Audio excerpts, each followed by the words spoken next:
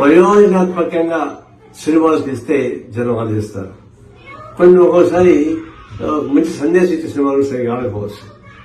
అయితే దానికి నష్టాలు వస్తున్నాయి. అందుకే ఎక్కువ మంది అవి చేయడం లేదు. కొంతమంది ఎక్కువ ఖర్చు పెడుతున్నారు. 500 కోట్లు 1000 కోట్లు 200 కోట్లు ఖర్చు పెట్టి భారీగా చిత్రీకరించి దాన్ని రిలీజ్ చేసినప్పుడు ప్రజల చేత భారత వేసే పద్ధతిలో ఎక్కువ డబ్బులు వసూలు ప్రయత్నిస్తున్నారు. బ్లాక్ టికెట్లు అమ్ముకొని ప్రయత్నిస్తారు, ఎక్కువ టికెట్ అవ్వడానికి ప్రయత్నిస్తారు. ప్రభుత్వంతో ప్రోత్సాహం పొంది కూడా ప్రభుత్వం తరపునే టికెట్ ప్రైస్ పెంచుకోవడానికి ఉపయోగపడేటువంటి పద్ధతులు చేస్తా ఉన్నారు. ఇది ఒకవైపునేమో 1000 కోట్ల రూపాయలు ఖర్చు పెట్టారు, ఇంకొక 2000 కోట్ల రూపాయలు మాకు లాభం వచ్చి అంటున్నారు. అటువంటిప్పుడు ప్రభుత్వం ప్రోత్సహించాలా? ఎందుకు టికెట్ పెంచుకుని ఏర్పాటు చేయించాలా? ఇది ఒకటి. రెండవది, ఒక సందేశాత్మకమైనటువంటి సినిమాలు తీస్తే దగ్గర కోపడరు, కానీ క్రైమ్ అశ్లీలత ఇది ప్రోత్సహిస్తా ఉన్నారు. అందుకని డబ్బులు రావాలి కాబట్టి. సరే, అది కళాం తల్లి తటన పడుకోండి, కానీ ఒక వికృత రూపంలో ఉన్నటువంటి ఒక అశ్లీల పద్ధతిలో ఉన్నటువంటి ఒక క్రైమ్ నేరపూరితమైనటువంటి ఈ సంఘటన తీసుకుని పెద్ద సినిమాలు తీస్తామంటే దాన్ని ప్రోత్సహించాల్సిన అవసరం ఎందుకు వచ్చింది? అదే సినిమా తీస్తున్నారు, రోడ్ షోలు చేసుకుని సినిమా హాల్కి వెళ్ళి పదవి రావడం వేరు. అది జనం వెంటబడుతున్నారు, సహజం. జనం వెంటబడే సహజం, జనం తప్పడానికి వీళ్ళ. అలాగా ఒక సందర్భం వచ్చినప్పుడు కళాకారులు ఏ విధంగా ఉండాలి, దాన్ని ప్రోత్సహించే పరిశ్రమ ఎట్లా ఉండాలి, దాని ప్రజల సందేశాత్మకంగా లేదా అది చూడాలి. ఎట్లా ప్రభుత్వాలు కూడా ఒక చీప్ పాపులారిటీకి పోయి ఏదో పాపులర్ సినిమాని ప్రోత్సహిస్తే వాళ్ళకి ఓట్లు ఎక్కువ వస్తాయని చెప్పి వాళ్ళకి రేట్లు పెంచడానికి ఏర్పాటు చేస్తారు. రేట్లు పెంచడం మీరు ఏర్పాటు చేస్తే ఎవరు చేస్తారు? జనంతో కొనుక్కుంటున్నారు. 100 రూపాయల టికెట్ 1000 రూపాయలు 2000 రూపాయలు పెట్టి మీరే ప్రోత్సహిస్తారక జనం దోపిడీ.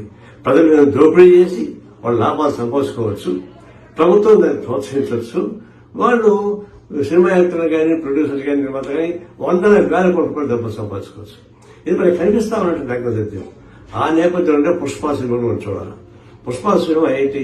అది క్రైమ్ సినిమా బాగా చూస్తారన్నమాట వాస్తవే, కానీ పేరు మోసిన ఎలా జనం స్మగ్లింగ్ ఒక అంశాన్ని ఇతివృత్తాన్ని తీసుకొని దాన్ని ఒక హీరోలను సృష్టించి దాన్ని యూత్ కి అట్రాక్ట్ చేయించి చివరికి అశ్లీల పూర్తితో ఉన్నటువంటి సినిమాలు. చివరికి రష్మిక చెప్పింది బాధపడుతూ, నాకు ఇష్టం లేదు ఫీలింగ్ డాన్స్ వేయడానికి, కానీ తప్పనిసరిగా నిర్మాత ప్రోత్సహించడం వల్ల చేయాల్సి వచ్చింది. అలాంటి మహిళలు ఎంతో మంది ఆత్మాభిమానం చంపుకొని ఆ కళా పోషణ ఉన్నటువంటి చూస్తా ఉన్నాం. దీనికి ఎగ్జాంపుల్ రష్మిక ఇచ్చినటువంటి స్టేట్మెంట్. ఈ పద్ధతుల్లో హ్యూమిలేట్ చేస్తూ మానవతను హరిస్తూ మీరు ప్రోత్సహిస్తా ఉంటే అది ఆదర్శవంతం కానే కాదు. దీన్ని నేను ఘటన జరిగింది, ఒక అమ్మాయి చనిపోయింది, ఒక పిల్లవాడు దీనిలో కోమాలో ఉన్నాడు, తీరం నష్టం. 2 కోట్లు కాదు 5 కోట్లు ఇచ్చినా కూడా ప్రాణం తెచ్చిపెట్టారు. అందులో వయసులు పెద్దది కాదు. అయినా సరే నిర్మాతలతో కలిసి డబ్బిస్తూ ఉంటారు. అది ప్రభుత్వం కూడా సహాయం చేస్తానంటుంది. మనమంతా అందరూ కూడా సహాయం చేయాల్సిందే. అయితే ఇప్పుడు చర్చ జరగబోతూ ఉన్నాయి. ప్రభుత్వానికి సినీ ప్రతినిధుల మధ్య దిల్ రాజు గారు దాన్ని నాయకత్వం ఇస్తారు. నేను విద్యార్థి కాబట్టి మీరు ఈ ప్రాజెక్ట్ ఘటన పైన కాకుండా ఇతివృత్తం పైన ఆలోచించండి. ప్రజలపైన భారం వేసే పద్ధతిలో మీరు రైతులు పొందవచ్చండి. అది చేయడం వల్ల మీకు నష్టం వస్తే లాభం లేదు. ఇది భవిష్యత్తులో మీరు మీ హద్దులు దాటకూడదు, ప్రభుత్వం కూడా చీప్ టాక్టిక్స్ కోసం పంచుకోకూడదు. ఇట్లాంటి వాటికి ప్రోత్సహించి మీరు టికెట్లు ఎక్కువ పెట్టి అమ్ముకోండి అని చెప్పడం అంటే అది బ్లాక్ మార్కెట్ ప్రభుత్వం ప్రోత్సహించినట్లెక్క. అందువల్ల ప్రభుత్వం అలాంటి పని చేయకూడదు. సినిమా సంబంధించినటువంటి నిర్మాతలు కానీ ప్రొడ్యూసర్లు కానీ వారు కూడా మీ హోటల్తో మీరు ఉండి కళాంతరాన్ని ప్రోత్సహిస్తే మనం గౌరవిస్తారు తప్ప ఏ ఎండమైన దాడులు చేయరు.